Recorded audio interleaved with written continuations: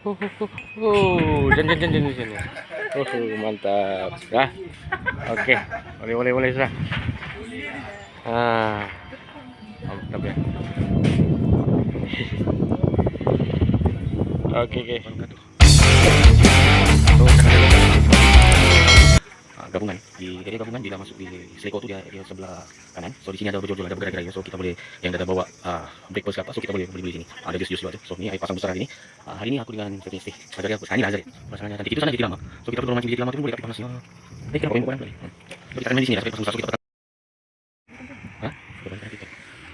Panas terbatan ya?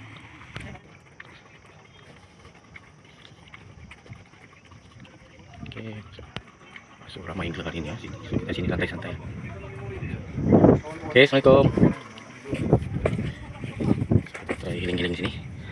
Ramai yang mancing. Kita JT baru nih, so ada juga bonus pertama first sampai. Oke, aman di area bawah nih. Ada strike kedua menggunakan Apollo. So kita main di bawah-bawah nih. Setakat ni masih bonus lah, ada 4 ekor. So kita belum tahu lagi JT baru ni ada pemangsa. Aku main tepi-tepi je. Oke, mancing. So kita makan di tengah hari video kami. Oke ya, ada sudah 5 ekor bonus kelima. So masih lagi kami sini santai-santai. Kita udah ada Jan.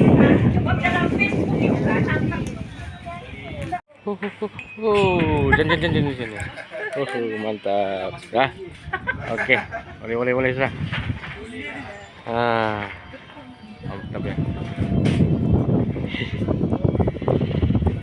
Oke.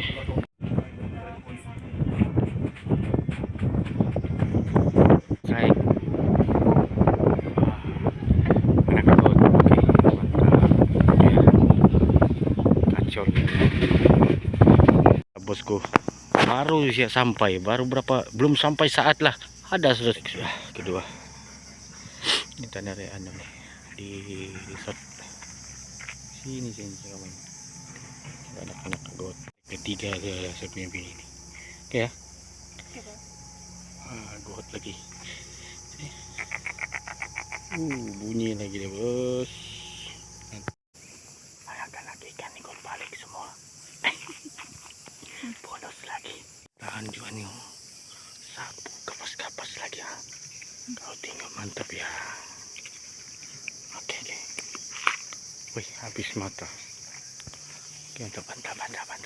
Ini ya, dari jeti baru menuju ke Batu Putih. Kalian masuk ke resort, inilah hasilnya. Saya punya job dia. Oke. Assalamualaikum. Selamat petang. So, inilah penutupan Azri channel. Penutupannya ketam. Oke, ada 2 ekor hari ini naik. Oke, kita jumpa di lain episode. InsyaAllah minggu depan kita akan lanjut di Batu 19 Mawang. Ada jeti baru sana, tembok baru. Oke, kita jumpa.